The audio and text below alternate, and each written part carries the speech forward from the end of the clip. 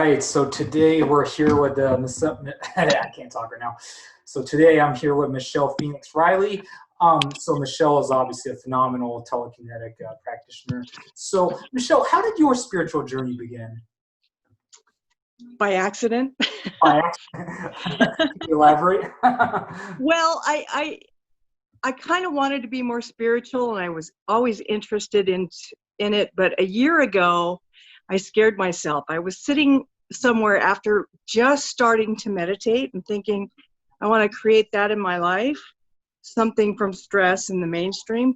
So what happened was I was sitting in the million-mile stare that you get sometime in deep thought, which I didn't know at the time. This was April 4th, Maya Angelou's birthday. Also Martin Luther King when he was shot. This was a profound day for me. So something was deep inside of me already. So I was just thinking, and I was staring at a counter, and there was a cord coming off of the end of the counter that moved. And I didn't realize I was even staring at it, and I thought, well, that's odd, it just shifted. So I go back into staring again in that same mode and energy, and it moved again. And I was like, okay, is the air conditioner on? Is my cat, here's my key right here, around that moved it? No. And I thought, is there something going on? So I thought, I'll get into the same energy and look at it again with intention this time. And it moved twice as much. And it scared me. I ran out of the room. I thought it was a ghost. I didn't know what it was. Wow. And then I looked up online. I was like, what's going on? Am I crazy? Did I move something? Is it ghosts? Right. So immediately I go to online and I find this Sean guy who had teaches. You found Sean. Okay, cool. Yes. Yeah, I'm going to be interviewing Sean on June 2nd. So yeah. Yeah. He is the first person I ever didn't think a ghost was in my house, or that I was crazy. It's a thing. It's an energy flow thing and a focus thing, like on a focus wheel kind of thing. And I didn't even know what it was yet, but what he did, and then realized that it's an energy moving thing. And so I did all the experiments. Once I learned that this is a good thing, I didn't scare myself anymore. How can I use it? I stayed up till 4 a.m. playing with tinfoil under glass. And once I got that on video, I was like, where the heck do I go for that? And I found Antonio. Oh, that's how you found Anthony. Okay. That's how I found Antonio. Cool. And I thought, there are other people out there doing this and interested. And then the rest is kind of history. Then there's Trevor 7 on YouTube, which I learned how to eat and juice and use distilled waters, just little hints, that stuff I was already doing, not realizing that helped. Wow. Okay. And then doing meditations with Qigong, which I was doing for just feeling the energy, because I love to dance. I am a professional sculptor by trade. Oh, you are? Okay, cool. Yeah, I do that for a living. That's what I do. I've done 7 life-size government grants in bronze, and a 6-ton sculpture of Maya Angelou, 21 feet tall, that went to the Smithsonian in 2018. Okay. And I just was understanding the law of attraction and testing it out about a year ago, the same time when something moved on me. Right. And in my garage in Carson City, I wanted to send a message to Washington, D.C. So I thought, I'm going to try this meditation, get into a higher vibration, and see if it works. And when I got accepted to the Smithsonian, they came to me and they paid for it. It was grant, everything lined up. It happened. Right. Working with the Maya Angelou Foundation, all of that. Right. But here's the thing. Out of the blue, a year ago, I said, well, if I can wish for anything I want, I would love to be able to move sculptures like the monks did when they levitated with their horns, vibration, and they would move boulders. I saw videos about that, and they could levitate. And I half-heartedly said, I want to move my art. If that is a thing in their vibration, I want to learn. And then shortly after, on Maya Angelou's birthday, who I wanted to learn to move, I moved something, but it was just a tiny thing, but that's a seed. That's a seed a mustard seed. It can Right. grow into a mighty tree. Right. So, it seems like I find a common denominator. It seems like a lot of these really artistic people tend to be drawn to telekinetic abilities and stuff like that. See that common denominator. You mentioned Anthony. I mean, Anthony's obviously, an He's in a artist. world class of his own. Right, yeah, and stuff like that. And several people in Anthony's group is also drawn to art as well. So yeah, I think I don't know if it's like that creativity of art that kind of maybe changes the brain function or something like that. I don't know. I think so. It's a Yeah. freedom from our structured we were programmed into, Right. and it helps you release those sometimes crippling beliefs, and sometimes they're good for foundations. Right.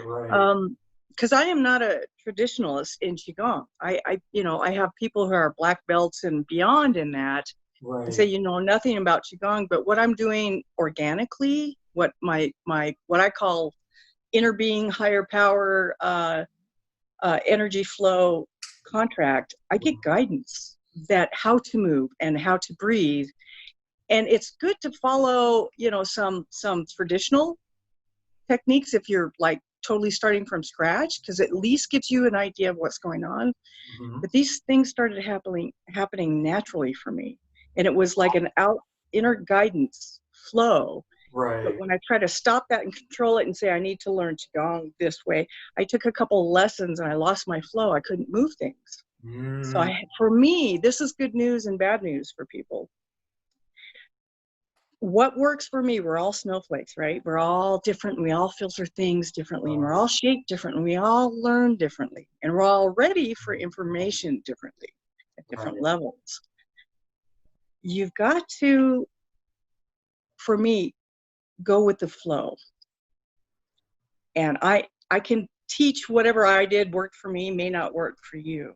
Right. Yes. So I can give you an essence of what works for me, but the best guidance I could ever give anybody on this is this is why I started a tiny little group, because everybody was so serious. I had a Russian guy with an institute on telekinesis contact me, and he's so serious. He's got an office and he's got a big building and everything. Right. I created a tiny group called, if you don't mind me asking, who's this Russian guy that contacted you? I can send you a link.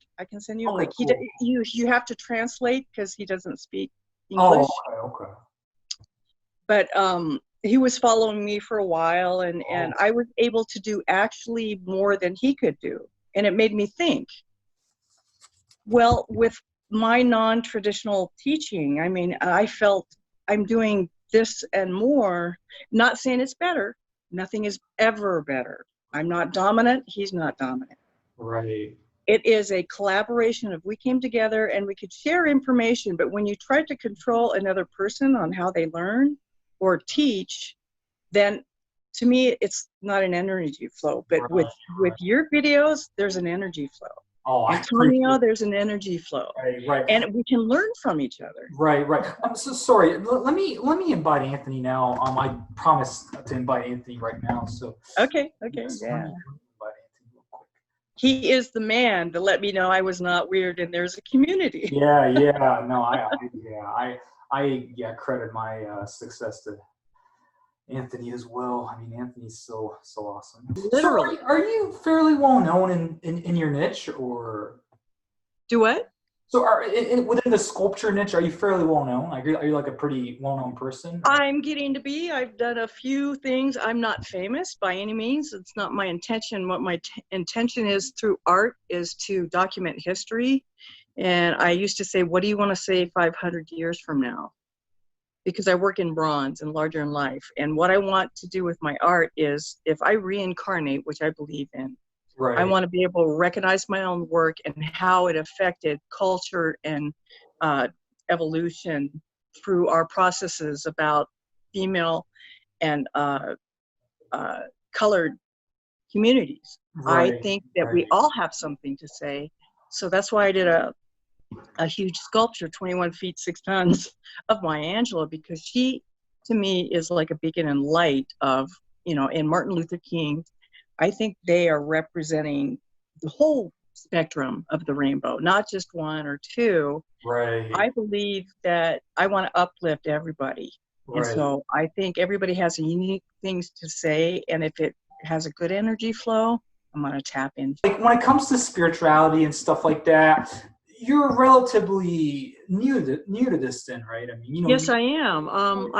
I'll give you just a quick background. I was raised Mormon, then went totally very strict as a child.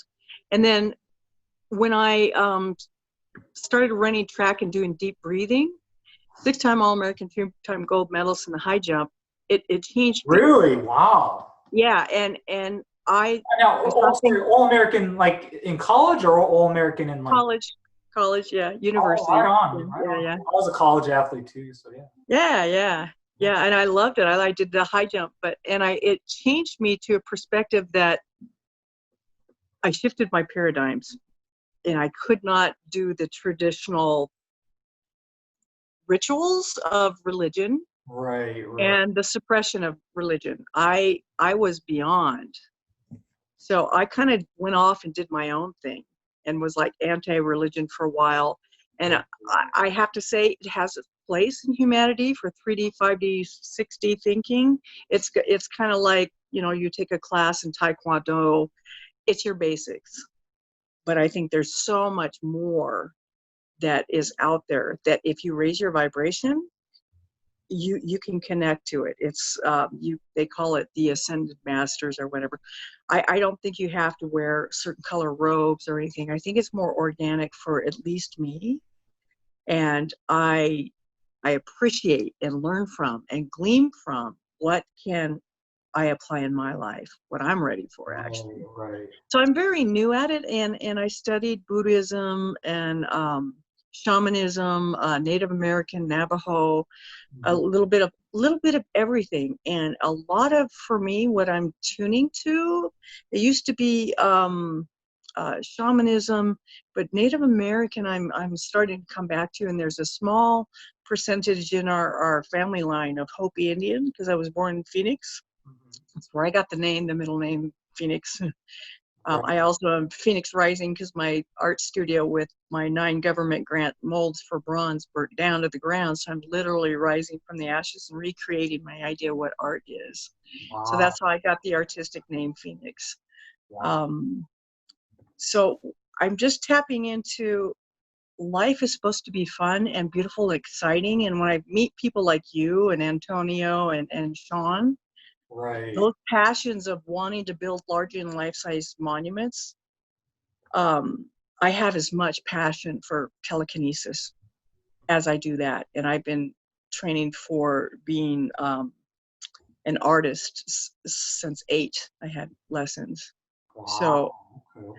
I'm just now starting a year ago on telekinesis, and I am as passionate. And if I can say something with that or help or guide, it is my full-time thought, my heart. I wake up in the morning and not so much sculpture jump out of bed to get ready for it, but it's the telekinesis now that is really passionate. And I want to combine the two. And I've got a couple when I went to Sedona, Arizona. Have you ever heard of Bell Mountain, a vortex of energy kind of thing there? I mean, I know Sedona is a sacred place, but I don't know. Yeah.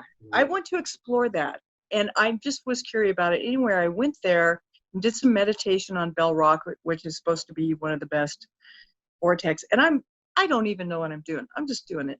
Just to explore. I'm not a professional. I'm not anything. I just happen to end up on a full moon, lion moon, on Bell Rock. And I'm doing meditations, and I feel an energy surge, and just, playing with Qigong. I feel the energy naturally.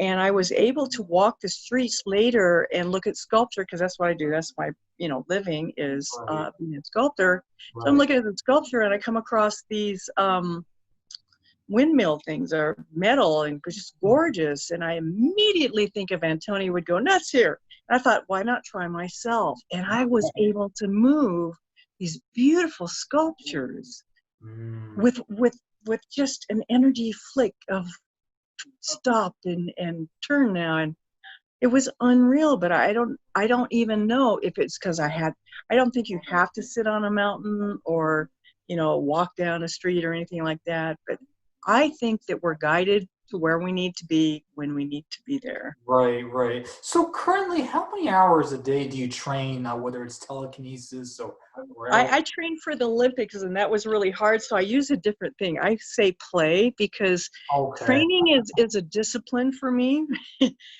And so if you want to say train into experiment, it's the same thing for me, really, and anybody. But I Right. can't help it. I can't not. Mhm. I'm going to say, on the average, minimum 4 hours to 6 hours to something. Really? Wow, you're very dedicated. Wow. No, I'm just a spaz and I love it. Even when I'm sculpting, I've got 2 or 3 sheet things going, or outside the window, I've got a windmill, Hmm. or I've even got an incense burning in the corner that Right. I can swirl the smoke. Right, right. So It what do helps you keep do me more? in. Do you do more of the aerokinesis type stuff more, or do you do more of the indoor stuff? When I first learned that we could move stuff, this was just so fascinating to me. I did one of everything. I spun cheese spin, and then I did under glass. Then I did it underwater. I've never seen anybody else do it. I threw the gauntlet Underwater. down Can you explain underwater. what do you It mean took by me underwater? 2 hours to balance the stupid piece of tinfoil on the water, because water bubbles after a bit and it will tip you off your needle. But I got it. I'll send this video on this link of underwater. And I'm just, this is like my 4th video. I didn't know it was something, but nobody ever did it. And I was like, I had to go into at I'm least, sorry. So I'm a bit confused. So underwater meaning like, yeah, oh, just in a jar, in a a, jar. a container of water, and Uh, the cheese spinner was sunk and put on a piece of clay on rock with a needle. And then I took a piece of tinfoil, a small one, a round shape, like a thimble almost, and I held it with tweezers and had to shake it because, you put water in and it bubbles up and it catches the tinfoil and will yeah, flip just it send off me the a needle. video. Yeah, it's kind of hard for me to visualize what that's like. Yeah, Okay, yeah. You yeah, know what? yeah. Yeah. Cool. But But that's it's great though that you're using your creativity, kind of like Anthony, to experiment with different Oh, um heck yeah. I types of was like, let's get creative. What else can we do? right. Anything. And then what I started learning is I would do these meditations because I was kind of addicted to it, and feeling the energy and connecting to what I call source. When you feel the flow, the qigong moving through you, Right. you start your day like that. And then I would go to cook a meal, and I'd grab a knife and I'm cutting something. I set the knife down, and then knife moves and it starts to move on its own. And I was like, and then I feel it connected to my body. When I'm moving, it moves. So I grab it immediately and come to my glass table and play with it. Whatever moves on me, I'm like, oh, I must be ready to play with this. And I spun a knife this way and that way. And I was like, that's what I was ready for at that time. And then I did a peanut butter jar, and then a bottle of water. And then I was like, anything that moved on me, I grabbed and I went to play with, because Nice. That's really things move around you and you're not even aware of it. And it's part nice. of your energy flow. So people need to, oh, that's just shifted. Move and have those thoughts and feelings again. It might shift again, and then you got a connection. Nice. That's really cool. Okay. So, Michelle, what is your ultimate goal with the kinetics? Do you want to be able to get to the point where, and I ask this pretty much to all the guests that come on my show, what is your ultimate goal with your abilities? Like, do you want to get to the point where maybe you can like levitate your body and stuff like that? Oh, I'm very interested in all of that. There are monks and ministers and all sorts of. I will. That's always a goal. But my number one goal is to let people know that we can even play with this stuff. Number one is, Right. yes, you can do it too. Number two is, if I ever can harness any of this energy, Mhm. can it help or heal people? But if anything at all, keep it playful and teach them that they even can think that way. That's my Right. basic goals. Right. Yeah, absolutely. So do you have personal experiences with like healings and stuff like that, or? I do with myself. Yes, I do. I had 10 years ago, I had a ripped lung that filled up with blood, and I ended up in the emergency room. They had to drain that, and then I re-ripped that coming back from Sedona of all things. Oh, wow. And I You aren't couldn't like even, spiritual at this point at all. in my own new way, understanding, yes. Oh, you okay? Then no, I had to go to the hospital 10 years ago, and I had a $75,000 overnight medical bill that really crippled my business at the time. Right. So I know what I went through that, and I experienced it, and I knew what that felt like, and that happened again. I re-ripped the same lung, and I wasn't even able to sit up or anything without just hyperventilating, and I didn't want to go to the hospital. Did not want to go. So I said, I have everything to gain and nothing to lose. You can heal your body. I'm just going into the meditation I know, and I'm going to feel it and see what happens and use my intention. And I did it. I had to do it for a full 16 hours because you can't sleep like that. You got like a cracked rib and you're bleeding. And you Right. breathe and you jerk because it's so sharp. It's so hard. You can't even breathe deep because of that. Right. So I sat there. I put on some meditation, Hertz frequency music. Right.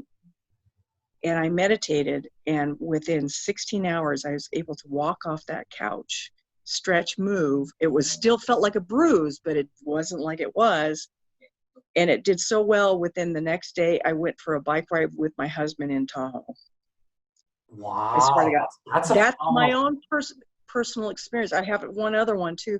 But the same thing that was going on with this, and Tony was playing with balloons. So I had a balloon. Did you say balloons? Balloons, like helium balloons. Like Oh, with really? smiley I faces. don't remember Anthony doing a demo like that. Okay. And I had a balloon that I'd been playing with. And here's the interesting thing. I don't know what the connection is yet, but I had a balloon in the corner of my room, not touching the wall, ceiling, or television where the meditation was, hovered for those exact 16 hours. I had the heater going on. People were walking around. The balloon hovered in the same position the whole time I was in that frequency. And then as soon as I realized I could breathe and move, and I said, okay, I'm good. I think I'm going to get up. And I went to get up. The balloon dropped right to the ground. Wow. Okay. And it stayed there. It was like it was out of something, my connection. I don't know what it was, but I was able to get off the couch. Now, I don't know what that is yet. I don't claim anything other than I'm just reporting it, tag you're it. Things like that happen. Wow. So when you're in that energy field, that frequency, I kind of dabble with, what's the institute? Is it the Moore Institute? No, it's the Monroe Institute. Yeah, Monroe Institute. Yeah, with the binaural beats. I was using binaural beats, and I was in a deep focus. So I've done that before with another balloon that stayed right by my head. My husband got me a helium balloon machine because I'm experimenting with this. And so I had a tiny balloon that I deflate a little bit enough so it hovers, at medium in the room.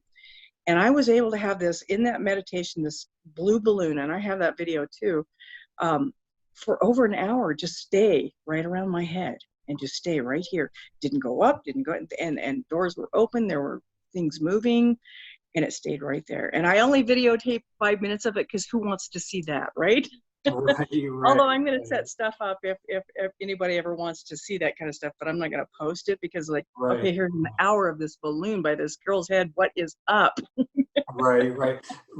So Mischel, do you have a YouTube channel, by the way? I don't. I'm just really playing with this. I'm very new at this. This is why I'm so grateful for you guys like Anthony, because a person like an amateur like myself can play. Well, I don't know if you're an amateur. I mean, I've seen a few of your videos on Facebook. I mean, they're really good. Well, I started a little tiny club. It's like 14 people, calling it Magic Kitten Wizards, because everybody wanted to know this serious stuff. And I'm like, I'm just playing. I'm just going into vibration and meditation, and I'm playing. So this is so you can just, there's no wrong answers. There's no wrong approach. There's no, you must meditate 10 minutes a day. Although I recommend that highly. I don't say this, you got to do this many hours of this or this and this. I want you to naturally, playfully know that you can do it and tag your it. Like if somebody's rolling a peanut butter jar all over the place, and I get out of bed Saturday morning because I wake up at like 4 in the morning, I see this video, I jump out of bed, I got the same peanut butter, I'm going to try it. And then I do it. And It's the high frequency energy and beliefs that Right. I want to tap into. I'm just trying to see how far I can go without studying. I do meditate, I do listen to frequency music, and I do juice 4 to 5 times with like kale and ginger, and 4 times a week. And I do drink distilled water. That's what uh, uh, we're supposed to do for magnetism, like the clouds. Right. So that's all I am going to put out there for anybody who. But I'm able to close doors.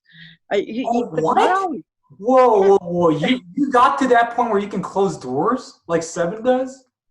Yes, I that was the you that was should the not video. if you're at that point, Michelle, you should definitely not call yourself an amateur. I am an amateur because no, this is the great news why you're doing this video, because I am an amateur. I And I don't got think so. inspired by I Seven. disagree with you. If you can close a door, that's phenomenal, Michelle. That's pretty good. Well, you know what? And snuff out fire. I can't start fire, but I can snuff it out. But these are just the That's playful good. things I That's good. try. Wow. Okay. And spin stuff underwater, a little tea spinner underwater. Mhm. I can roll a can off the table, and a jar of peanut butter and a jar of water. But I can't do it on like performance. I have to get into a meditation. And what helps me is I saw luminous number 7 shut a door. So I play with it, but you don't take it too serious, because as soon as you do, nothing moves. I get really stupid, but when I'm playful and excited and in belief, attitude of gratitude, and I raise my vibration and go try it, boom, it happens. It's like, what? Right. That's That's how awesome. it works. Yeah. Awesome. Okay. Yeah. I mean, that's really cool, Michelle. So yeah, I mean, like for me personally, maybe that's perhaps what I'm lacking, because I mean, for me, some days I am like, decent, but some days I'm back to being like a real true beginner. Like some days I can't even like, cause Me too. I mean, some days I could barely move, uh, a piece of paper under non-seal container and stuff like that. I definitely am not at the point where I can do like seal containers live yet on Facebook and stuff like that, because because I have to get, good enough. And yeah, you have to have momentum. Yeah, I mean, most of the time I can do, non-seal container, side wheel spinning, live most of the time. Like I would say 95% of the time, but yes, under glass, I'm not ready for that yet for sure. So yeah, I can't do that on demand under glass unless I have Right. Anthony can't. But yeah, it's like if I'm you're not calling me at 3, I've got to start at like 2:15 and kind of work up, and then come on, and then hopefully hold that energy and not be distracted, because you got to come in belief, pure energy of love and faith. As soon as you get into fear and is my hair okay? Or you distract and you pinch off a little bit more of that energy. Oh, what if I can't do it? You pinch off a little more of that flow. Oh, this is weird. What if my friends see this? Pinch it off, and then you can't move anything. Right, exactly. So it is. I think it is with this new technology and art form of being able to create that flow and keep it for the camera. So I have to applaud you for your attempts, even when they don't. I'm glad you show that, I'm not able to get it right now, because that shows, people think, oh, you can move underwater. I don't perform. Right. Yeah. I think, and then part of the reason why I started doing more lives is because I felt like if I am actually showing that there's, especially to the skeptics, you know what I mean? If I'm actually showing that some days I'm successful and some days I'm not, then it's like, okay, this guy's definitely not faking it. Because if all these people are faking it, then, it'll be 100% success rate every time. But if I'm struggling sometimes, and if I can actually show that real authentic self of myself struggling with it, and then people can know, okay, like, this guy's the just human side of it. Right. So that's part of the reason why I started doing a lot of lives. And honestly, awesome. Right. And when I do my stuff live, it's not really that impressive. I'm struggling to move just a one piece of paper and stuff. Yeah. It's not impressive at all and stuff. But I prefer to show my real. I just prefer to show my That's a vulnerability. very organic, natural, approachable to let people know, okay, Right. I don't just do it. Oh, I'm not doing it right. And they stop. Right. Yeah. They give up. Right. Yeah, definitely. Sorry, give me one sec. Yeah, But yeah, so I'm just playful with it, and I right, don't know what I can do. And if I think about it too much, I won't be able to do it. But if I'm right. inspired by watching Trevor Seven or Illuminous Number Seven or you or Antonio, I Well, I just get I'm honored that you say me, because I really don't consider myself anything special. I mean, no, but I you look have up. an energy flow that is allowing people to be inspired and go through with it. Well, You have that I energy. greatly You appreciate that. can't not deny that. You I can't deny appreciate that. that. That means a lot, coming from someone like you. So, I mean, Anthony's going to come on soon. So any final thoughts that you have? Any tips, advice, anything? Yeah, experiment and be playful about it. And Right. don't be so hard on yourself, and put awesome music on that Right. makes, when your heart feels like it's glowing and you're in that happy state, that's when things move for you. If you're so serious that, oh, I got to get 12 hours in, or, I'm behind, and your energy will not flow. But if you can manage to raise your vibration, and it's a skill, it's something you work with because you might have emotional stuff going on. If you can learn to, in diversity, even this is great for lockdown time, diversity, Right. raise your own vibration. You can Right. move Yeah. mountains. Absolutely. I haven't Absolutely. moved a mountain yet, but some Right. people will say a dream in your garage to the Smithsonian across the street from the White House might be a mountain. 6 tons. I mean, that's a mountain. And it was Right. just a raise your vibration belief.